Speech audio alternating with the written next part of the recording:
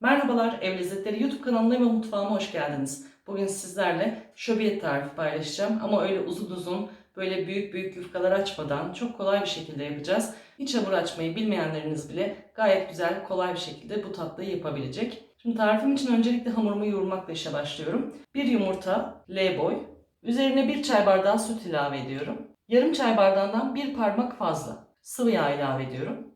Bir çay bardağı su.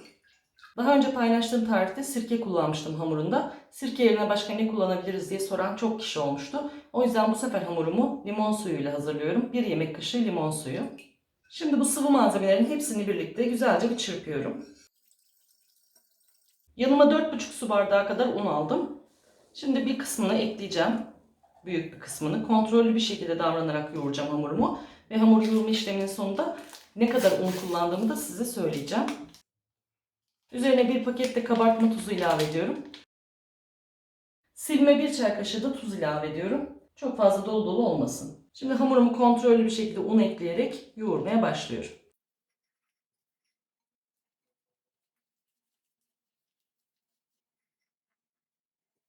Hamuru toparladım. Bu kıvam gayet iyi. Şimdi birazdan iyice de yoğurup özlendireceğim. Bu kadarcık bir unum kaldı. Sizler için arada tartıya götürdüm. Hemen tarttım. Bardakla ölçtüğüm unu aynı zamanda tartmıştım. 470 gram kadar un almıştım yanıma. Onun 30 gramı arttı. 440 gram kadar un kullanmış oldum. Ama kullanacağınız un miktarı illaki herkeste değişiklik gösterecek. Çünkü her unun sıvı çekme miktarı farklı. O nedenle lütfen kontrollü davranın. Ununuzu göz kararı ayarlayın. Hamur hafif elinize yapışsın, hiç sorun yok ama katı olmasın. Şimdi bu hamuru ben iyice 5-6 dakika yoğrulana kadar artık kolum çok iyi bir şekilde yoğuracağım. Ne kadar iyi yoğurursak ve iyi dinlenirse o kadar güzel açılır. Lezzet de o kadar güzel olur. Hamurumu yoğurma işlemi tamam. İki elimi de kullanarak ortalama 5 dakika kadar yoğurdum. Artık tamamen iyice yoruldum. Şimdi kabın içine koyacağım. Üzerinde bir streç filmle kapatacağım. Hiç hava almaması gerekiyor. İyice güzel bir şekilde dinlendireceğim. Ne kadar dinlenirse o kadar güzel olur. Baklava hamurum güzelce dinlendi. Ortalama 2 saattir dinleniyor. Şöyle yeniden bir toparlıyorum. Ve hamurumu ortadan 2 bezeye ayırıyorum. Şimdi bezelerimden bir tanesinin üstünü örtüp kenara kaldırıyorum ve diğerini açmaya başlıyorum. Açmak için altına ve üstüne bolca nişasta serpiyorum.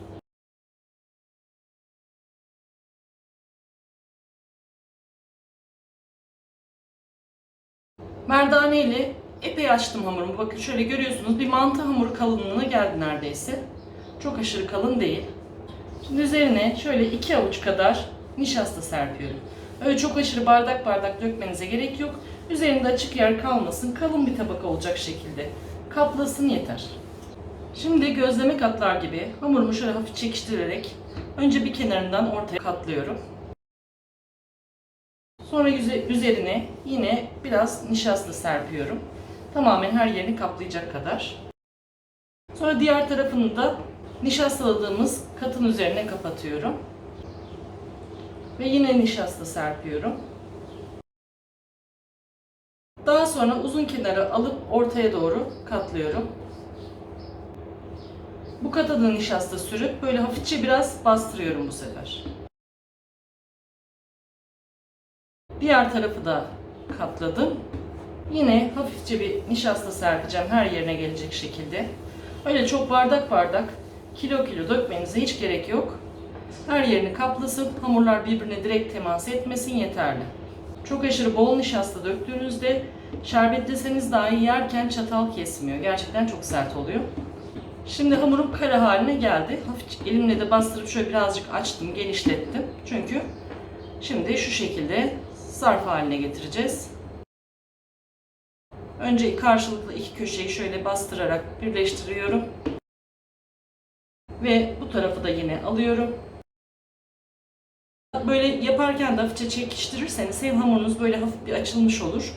Hem de rahat bir şekilde bu şekli sağlamış olursunuz. Şimdi diğer bezeme de aynı işlemi yapacağım. Ve bu hamurların üzerini örtüp bir poşetle güzelce hava almayacak şekilde örtüp Ortalama bir 40 dakika kadar dinlendireceğim. Yoksa şu an açmanız mümkün değil. Taş gibi yeni işlendiği için sert bir hamur. Şöyle bir poşet açtım. Büyükçe bir boy buzdolabı poşeti. İçine biraz nişasta serpeceğim. Ve hazırladığım bezeyi içine koyup ağzını kapatacağım. Böylece hiç hava almadan dinlenecek. Şimdi ben ikinci hamuruma da aynı işlemleri yapacağım.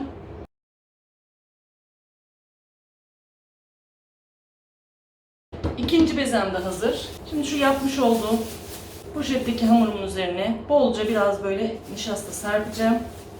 Birbirlerine yapışmasınlar. Ve ikinci hamurumu da onun üstüne koyup bu şekilde dediğim gibi ortalama 40-45 dakika kadar dinlendireceğim. Hava almaması çok önemli. Poşetin içindeki havayı da şöyle sıvazlayarak alın. İçinde hiç hava kalmasın. Açıp katladığımız hamurlar dinlenirken tezgahımı temizledim ve hemen içine koyacağımız harcı hazırlıyorum. 150 gram kaymağım var. Onun içerisine şöyle 2 çay bardağı fıstık ilave ediyorum. Toplamda 2 çay bardağındaki fıstığın miktarı 100 gram. Hani aslında böyle dolu dolu fıstıklı görünen bir tatlımız olacak ama kullandığımız fıstık miktarı sadece 100 gram. Şimdi kaymakla fıstığımı iyice bütünleşene kadar karıştıracağım. Fıstıklı karışımı hazırladım. Şimdi bezelerimin dinlenme zamanını doldurmasını bekleyeceğim. Bu arada bu harcı da buzdolabına alıyorum. Şimdi ilk yapmış olduğum bezeden başlayarak hamurlarımı tekrar açacağım. Önce elimle şöyle birazcık düzeltiyorum. Genişletiyorum ve sonra merdane ile açabildiğim kadar ince açacağım.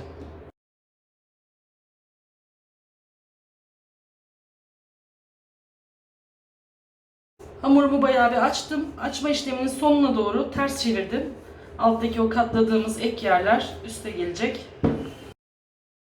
Şöyle biraz da ters yüzünden tekrar bir merdane ile geçiyorum. Şimdi açmış olduğum hamuru kare kare keseceğim. Bunun için bir cetvel kullanabilirsiniz. Ama benim gibi eğer mutfakta kullandığınız bir cetvel yoksa şu şekilde bir spatulayı da ölçü yapabilirsiniz. Şöyle bakın yerlerini belli edeceğim. Şöyle bir oklava yardımıyla da cetvel gibi kullanıp mümkün olduğunca düzgün kesmeye çalışacağım. Bıçakla da kesebilirsiniz.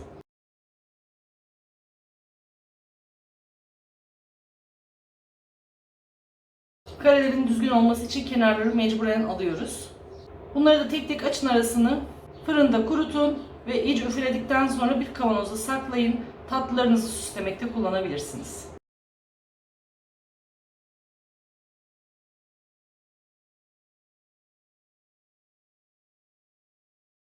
Yapmış olduğum karelerin üzerine şöyle dolu dolu hazırladığımız harçtan koyuyorum. Şimdi hemen hızlıca hamurlarımı şöyle üçgen üçgen hafif bastırarak kapatıyorum.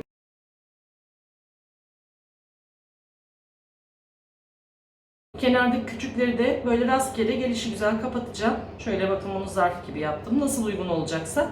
Bunları çünkü en son ağızları açılmasın diye tepsinin kenar kısımlarında kullanacağız. Tatlıları tepsime dizdim. Şu kenardan artanları da bakın gelişigüzel.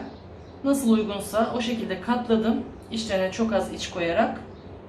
Ve böyle uç kısımlarına kullanacağım. Şöyle uç kısımları kapatacağım. Şu minikleri de aralara koyacağım. Onlar da oralarda pişsin, lokmalık, böyle ağız atmalık, ziyan olmadan. Şimdi aynı işlemleri ikinci hamuruma da yapacağım. Tatlıların hepsini tepsiye dizdim. Böyle uçları hafif birbirine gelecek şekilde. Bir iki sırasını sadece biraz sıkıştırmak zorunda kaldım. Çünkü ancak sığdı. Bu kalan küçük parçaları da kapatıp uçlarına böyle ağırlık yapması için bu en uçtakiler açılmasın diye üstlerine koydum.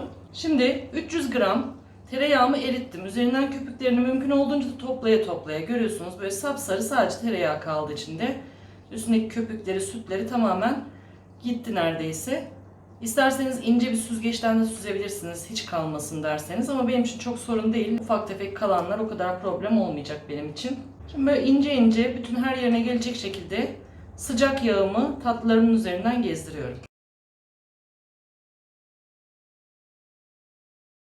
Bütün yağımı kullandım. Böyle bol yağlı görüntüsü sizi endişelendirmesin. Zaten böyle olması gerekiyor ki bütün ara katlara yağ gire gire bütün baklava yağı çekerek böyle tel tel ayrılarak güzelce pişebilsin. Şimdi baklava tepsimi önceden ısıtmış olduğum alt üst ayar 150 derecelik fırına götürüyorum. Baklava hiçbir zaman çok yüksek ateşte pişmez. Daha böyle kat kat tepsi baklavalarını ben 130-140'da bile pişiriyorum. Bu tepsi böyle araları da açık, çabuk sıcağı alacaktır zaten. O yüzden 150 derecede içini çeke çeke çok güzel bir şekilde iyice kızarana kadar pişireceğim. Böyle bu büyüklükte bir tepsi 150 derecede ortalama 1 saatten önce pişmiyor. Onu da belirteyim. Sabırla lütfen, gerekirse arada böyle tepsinizi çevirerek, bir tarafını yakıyorsa fırınınız mesela, güzelce en iyi şekilde içini çektirerek pişirmeye çalışın. Eğer içini iyi çekerek pişmezse şerbeti döktüğünüzde baklavanın dışı çıtır olsa bile içi hamur olur. Tatlımı fırına verdikten sonra şerbetini hazırlamaya geçiyorum. Tencereme 5 su bardağı toz şeker ve 5 su bardağı su aldım. Birebir ölçü şerbet yapıyoruz. Bir dilim de içine limon attım ve bu şekilde ocağa götürüp kaynamaya başladıktan sonra kısık ateşte, böyle kaynaması durmayacak kadar kısık ateşte bir 15 dakika ortalama kaynatacağım. Tatlımı fırından aldım. Tam 1 saat 15 dakika fırında kaldı 150 derecede. İyice güzelce kızarabildiği kadar kızarttım. Şimdi tatlımın ilk sıcağının çıkmasını bekleyeceğim ve daha sonra yine ilk sıcağı çıkmış şerbetimi vereceğim. Tepsim elime dokunabileceğim kadar soğudu ama sıcaklığı da hissedebiliyorum. Yani buz gibi değil. Şerbetimin de hala üzerinden hafif duman tutuyor ama o ilk hararetli sıcağı çıktı. Bu noktası çok önemli. Buna lütfen dikkat edin. Şimdi şerbetimi yavaş yavaş her yerine denk gelecek şekilde tatlımın üzerinden gezdiriyorum. Üzerlerini birazcık böyle toz antep fıstığıyla da süsleme yapıyorum. Şerbetimin de hepsini gezdirdim bu arada. Böyle bolca dökün, iyice her tarafı şerbeti emsin. Tatlımın süslemesi de tamam. Şimdi şerbetini çekmesi için bekleteceğim. En az 4-5 saat beklemesi gerekir. Eğer vaktiniz varsa bir gecede bekletebilirsiniz. Bir gün önceden yapmanız daha iyidir. Ama hiç vaktiniz yoksa, aynı gün yiyecekseniz sabahtan yapıp 4-5 saat bekletip akşam da servis edebilirsiniz. Şöbiyet tatlımı dün akşam şerbetlemiştim. Bugün öğleye doğru size sunumunu yapmak istiyorum. Ortalama 11 saat kadar şerbette bekledi. Şimdi şöyle size keserek çıtırlığını da göstermek istiyorum. Bakın, kestiğimiz anda kat kat ayrılan nefis, çıtır çıtır çok güzel bir şöbiyet oldu. Bir tane daha hemen keseyim.